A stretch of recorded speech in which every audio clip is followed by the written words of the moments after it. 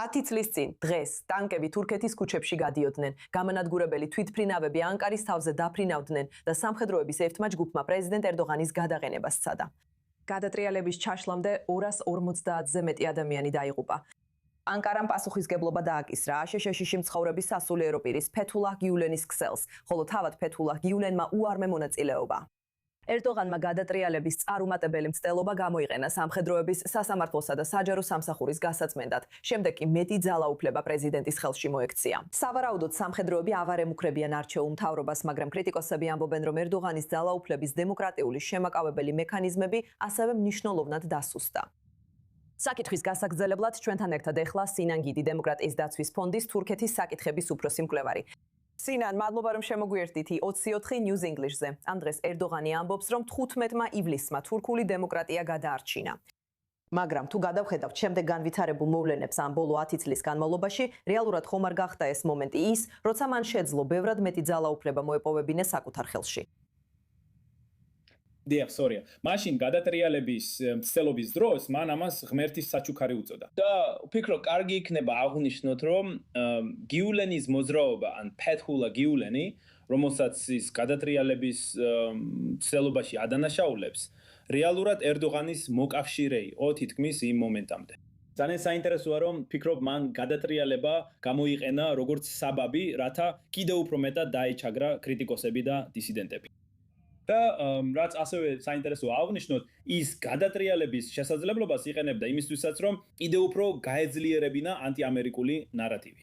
უბრალოდ იმიტომ, რომ ფეთჰულა გიულენის გარდა, რომელსაც გადატრიალებაში ადანაშაულებს, მან ასევე დაადანაშაულა შეერთებული შტატები. განაცხადა, რომ ისინი თანამონაწილეები იყვნენ. ჩვენ ვხედავთ, რომ თურქული მედია, როგორც სატელევიზიო, ასევე ბეჭდური მედია, ბოლო დღეებსა და თვეებშიც კი ამ ნარატივს კიდევ უფრო ავრცელებს. მაგრამ უნდა იყოს ნათელი, რამდენადაც გიულენი პასუხისგებელია, ან ნაწილობრივ პასუხისგებელია ამ გადატრიალებაზე, რადგან მთავრობას ამის მტკიცებულება არასდროს გაუმჟავნებია, ერდოღანი ოდესღაც მისი ძალიან ახლო მოკავშირე იყო. და გიულენთან ერთად ერდოღანმა 10 წელზე მეტი გაატარა თურქეთის დემოკრატიული ტრადიციებისა და მართლობის სტრუქტურების დაშლასა და დემონტაჟში. და როდესაც გიულენი და ერდოღანი ერთმანეთს დაშორდნენ, ისინი ფაქტობრივად ომში ჩაებდნენ ერთმანეთთან.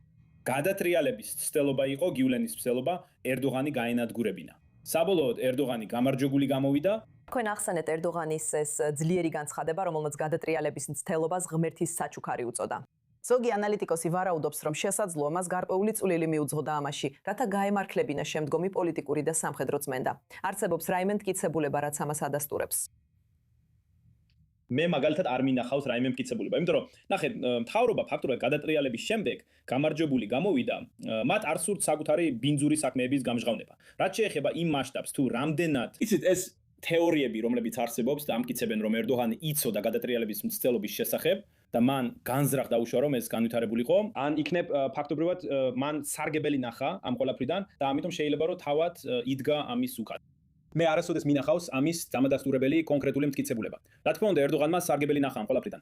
იმ დროს, როგორც ევროპელმა ლიდერებმა, ისე შეერთებულმა შტატებმა, ფაქტობრივად უთხრეს ერდოღანს. ნახე, შეგიძლია ეს გამოიყენო, როგორც შესაძლებლობა, რომ გააძლიერო და კიდევ უფრო განამტკიცო შენი დემოკრატიული სტანდარტები. იცი, გამოიყენე ეს მომენტი იმისთვის, რომ მართლაც ხელახლა ააშენო თურქეთის დემოკრატია.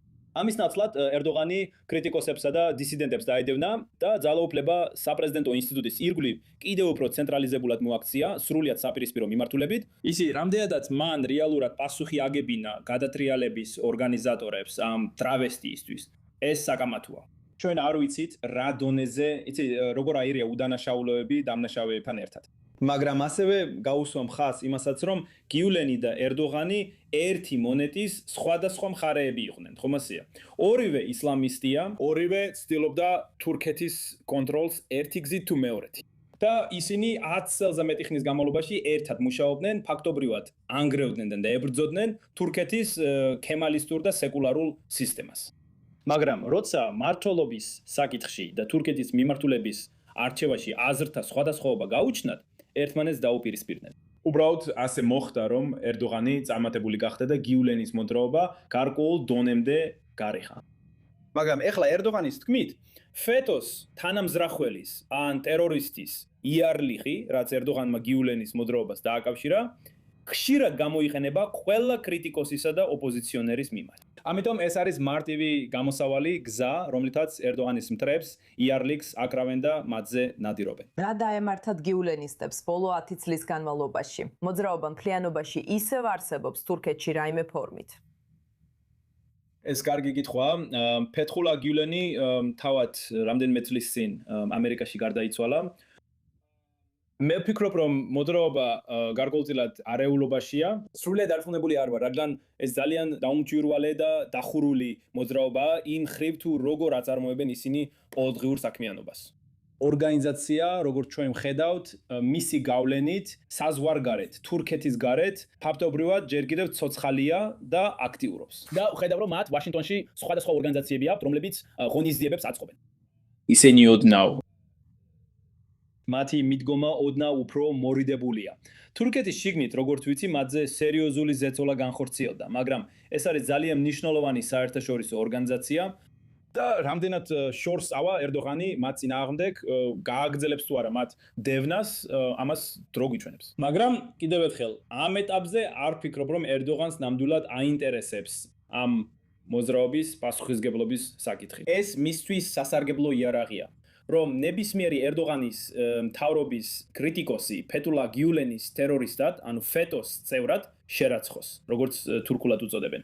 და ამაში ის ძალიან წარმატებულია. დოქტორ სინაგიდი, ძალიან სასიამოვნოა, რომ ჩვენთან ერთად ხართ ამ გადატრიალების მცდელობის 10 წლის შემდეგ განსახილველად. მადლობა, რომ იყავით ჩვენთან i24 News English-ის ეთერში.